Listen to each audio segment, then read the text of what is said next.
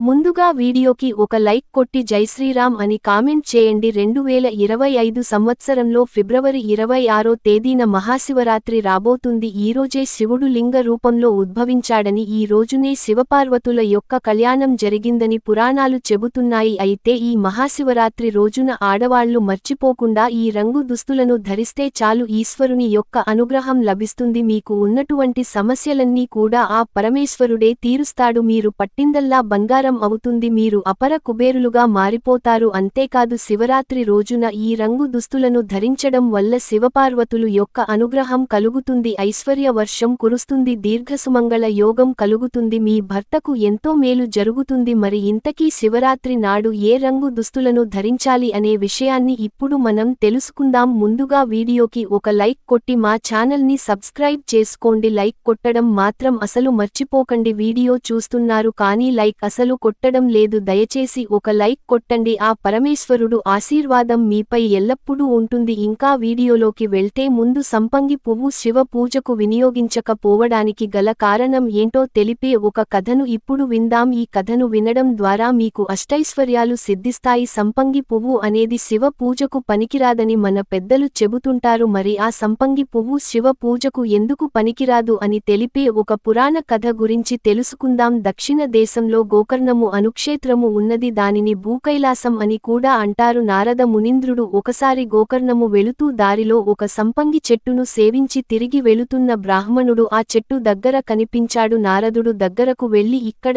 ఏం చేస్తూ ఉన్నావు అని అంటాడు. ఏమీ లేదు అంటూ వెళ్లిపోయాడు. ఆ బ్రాహ్మణుడు నారదుడు సంపంగి చెట్టుతో, ఓ వృక్ష రాజా, ఆ బ్రాహ్మణుడు ఎవరు? అతడు ఇక్కడికి ఎందుకు వచ్చాడు? అతడు ఎక్కడికి వెళ్తున్నాడు అని అడిగాడు. ఇంతకుముందే నారదుడు తనను గురించి ఏమైనా అడిగినా తెలియదని చెప్పమని బ్రాహ్మణుడు సంపంగి చెట్టుతో చెప్పాడు. అందుచేత సంపంగి చెట్టు నాకు తెలియదు అన్నది. నారదుడు ఊరుకోలేదు. మళ్లీ తిరిగి మహాబలేశ్వరుడు దగ్గరకు వెళ్లాడు. అక్కడ 108 సంపంగి పుష్పాలతో స్వామిని అర్పించబడి ఉన్నాడు. ఎదురుగా ఒక బ్రాహ్మణుడు ధ్యానం చేసుకుంటూ ఉన్నాడు. నారదుడు ఆ బ్రాహ్మణుని పిలిచి, ఈ పుష్పాలతో స్వామిని ఎవరు అర్పించారు అని అడిగినాడు. నారద మహర్షి, ఈ పూలను ఒక దుష్ట బ్రాహ్మణుడు శివుడికి అర్పించినాడు. సంపంగి పుష్పాలతో శివుడిని అర్పించినందుకు ఫలితంగా ఈ దేశపు రాజు అతనికి దాసుడైనాడు. దానితో ఈ కపట బ్రాహ్మణుడు విశేష ద్రవ్యాన్ని అర్జించి ప్రజలను పీడిస్తూ ఉన్నాడని చెప్పాడు. అప్పుడు నారదుడు మహాబలేశ్వరుడుతో, దేవదేవ, ఈ కపట బ్రాహ్మణుడిని నీవు కరుణించావు, అందుకే అతడు ఈ పనులు చేస్తూ ఉన్నాడు అని అన్నాడు. ఇంతలో ఓ మధ్య వయస్కురాలు ఆలయంలోనికి వచ్చి, ప్రభువా శంకర, పాహిమాం పాహిమాం అన్నది. నారదుడు ఆమెతో, నీవు ఎవరు తల్లి, నీకు వచ్చిన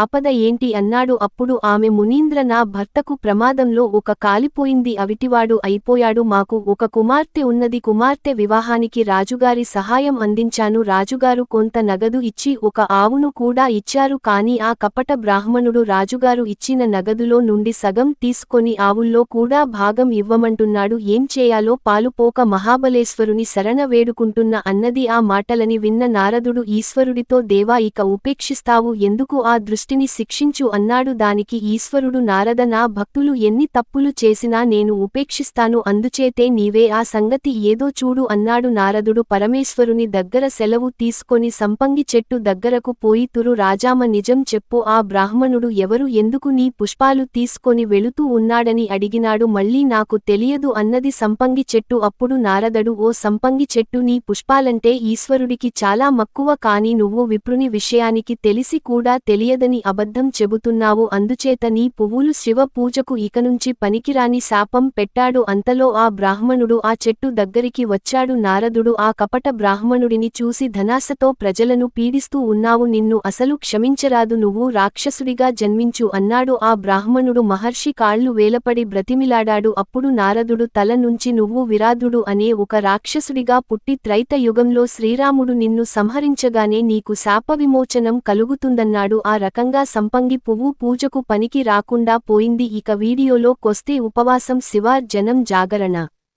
శివరాత్రి రోజున ఆచరించవలసిన ప్రధాన విధివిధానాలు. శివుడు అభిషేక ప్రియుడు. ఉపవాసం జాగరణ ఎంతగానో ఇష్టపడుతూ ఉంటాడు. నిత్యం మంచు కొండల్లోనే ఉండే ఈ దేవదేవుడు అభిషేకాన్ని ఇష్టపడతాడు. అందుకని నిత్యం ఆయనను నీటితో అభిషేకిస్తే మంచిదని చెప్తూ ఉంటారు. ముక్కంటి కంఠంలో కాలకూట విషం ఉంది కాబట్టి దాని కారణంగా ఆయన శరీరం వేడిగా ఉంటుందని చల్లని నీటితో అభిషేకం చేయటం వల్ల ఆయన శరీరం చల్లగా మారుతుంది అని చెబుతూ ఉంటారు. మహాశివరాత్రి రోజున ఆయనకు అభిషేకం చేసి బ్రహ్మచర్యం పాటించాలి. నేల పైన పడుకోవడం, సాత్వికమైన ఆహారం తీసుకోవడం, ఒక్క పూట భోజనం చేయటం, శారీరకంగా మానసికంగా శుద్ధిగా ఉండాలి. కోపతాపాలు, ఇతరులను నిందించడం వంటివి చేయకూడదు. శివరాత్రి మహాతత్వమంతా ఇంతా కాదు, రాత్రి వేళలోనే ఉంటుంది. అందుకని భక్తజనులందరూ కూడా ఈ రాత్రి పూట భజనలు, పురాణాలు, కాలక్షేపం లేదంటే శివనామస్మరణతో గడుపుతూ ఉంటారు. కొందరు వీలున్నవారు అర్ధరాత్రి లింగోద్భావ కాలంలో అభిషేకాలు, అర్చనలు, శివ కృపాకటాక్షాలను పొందుతారు. రోజంతా శివ పంచాక్షరి మంత్రం ఓం నమశ్శివాయ అంటూ ధ్యానం చేయటం వల్ల మనసుకు ప్రశాంతత చేకూరుతుంది. ప్రతి జామకు పూజ చేయడం, అభిషేకం చేసి మరుసటి రోజున సూర్యోదయం అయ్యాక అనిత్య కృత్యాలు తీర్చుకొని సంధ్యావందనం చేసి పుష్పాలు అన్నింటితో పూజించి భోజనం శివుడికి నివేదన చేసి నైవేద్యం పెట్టాలి. మహాశివుడు అనేవారు మాతృవాత్సల్యం కలవాడు. అంటే తల్లి తన బిడ్డను ఏ విధంగా అయితే రక్షిస్తుందో శివుడు తన భక్తులు భక్తికి